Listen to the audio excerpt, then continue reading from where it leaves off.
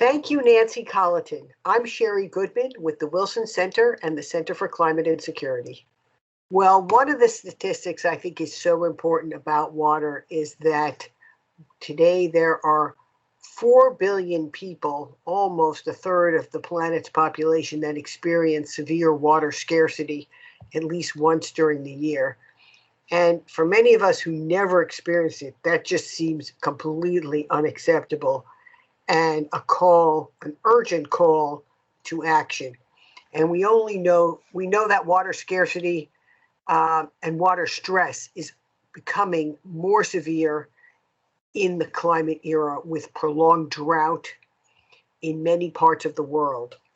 So why should we see water differently than we do today?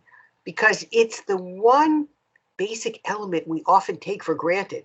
We think we always have, those of us who are blessed to live with a reliable water supply, don't realize there are many people, many children around the world who don't have that blessing. I've traveled in places where people talk about being water slaves to the one day a week where they get running water in their house, and then they have to do the washing, the cooking, all the intensive water uses on that one day because they might not have it the next day. And it's hard to believe that there are millions of people who live that way around the world. That is part of the urgent call to action. What gives me hope to create a better and more resilient future?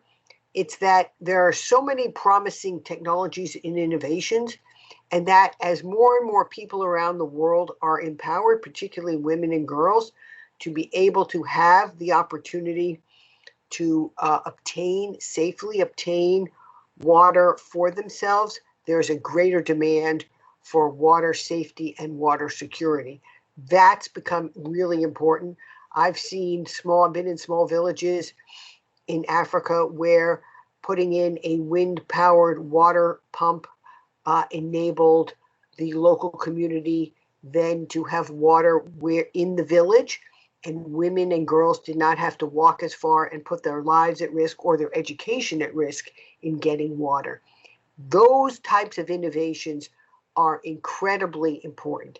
Also, the commitment of people who work in this field is terrific. I've had the privilege of working with those in the water sector in the US with water managers around military bases where we wanted to ensure clean water at all of our military bases, but also overseas in innovative organizations like EcoPeace Middle East, where Israelis, Palestinians, and Jordanians have worked together to build water peace building efforts, to share water, particularly in the Jordan River. And now I would like to pass my glass to Monica Ellis, another great water leader who has been at the forefront of developing innovative global water solutions for decades. Here's to you, Monica.